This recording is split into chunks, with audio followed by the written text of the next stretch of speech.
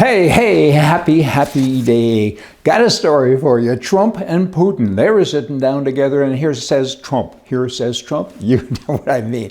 He says to Putin, I bet I can get every Democrat to call me king on my birthday. Putin looked at him and said, what are you talking about? That's not even possible. King? They're going to call you king? Yes. I'll bet you $5 they'll call me king on my birthday. Putin said, of course, I'll bet you $5. And anyway, Trump phoned him the next day after his birthday and said, you owe me $5.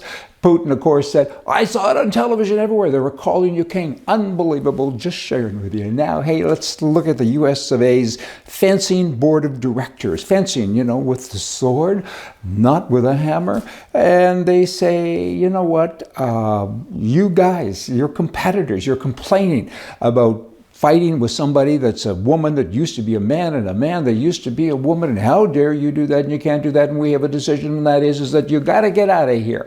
You cannot refuse to fence a trans opponent. It's the rule here and now, and that's what we're going to do, because if we're not even going to play the national anthem from now on, we'll show you people. I mean, who's who in the zoo? They don't know, and they just don't care.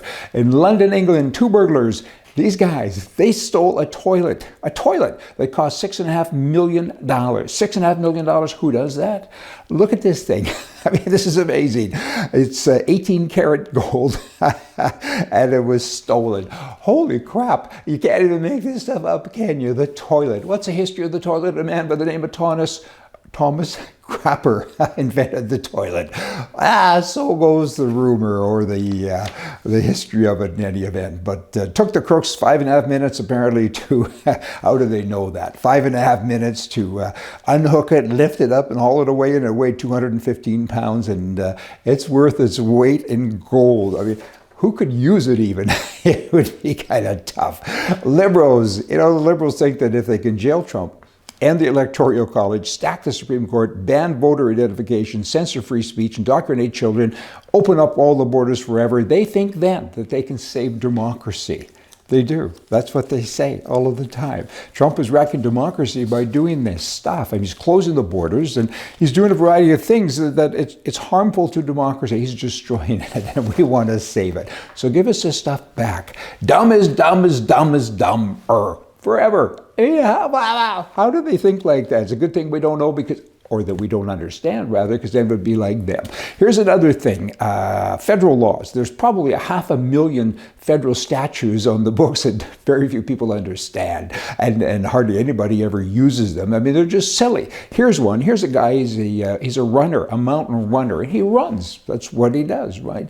And he went up a well-worn trail that everybody runs on. They run, they take bicycles and do all this kind of stuff. And the National Park Service came along and said, hey, we have a sign that says erosion, and you didn't abide by it. And the guy said, well, it's half hidden, and we're up here all the time anyway. What does this mean? It means you're going to have a criminal record. The Department of Justice wins 90% of its cases, and they've now charged him, right? There's no common sense here. There's no, it's unchecked power is what it is. I mean, the government creates a maze of vague rules and hidden signs, and then they come along and say, we got you. It's a criminal record if this guy loses the case. And again, there's only a 10% chance that he'll win. How bad is that? He's running. He's trying to get healthy. You're the same people that preach that you should eat fried pickles and all the rest of it. Blah, blah. Hey, in Canada, moving over there, the Liberal Party now has introduced a bill, C2. They'll be doing a lot of introductions of bills here. This is to strengthen border security. Really?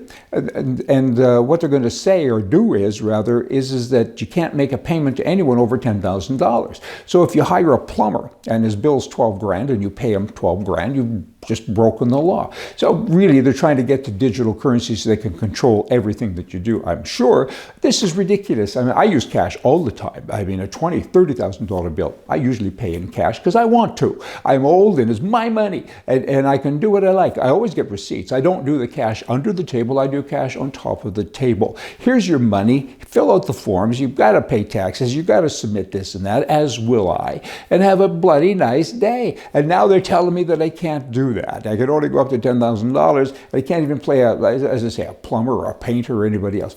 That's dumb. It's controlling. It's socialist. Not nice. Hey, I got more, but I'll give it to myself. Goodbye. See ya.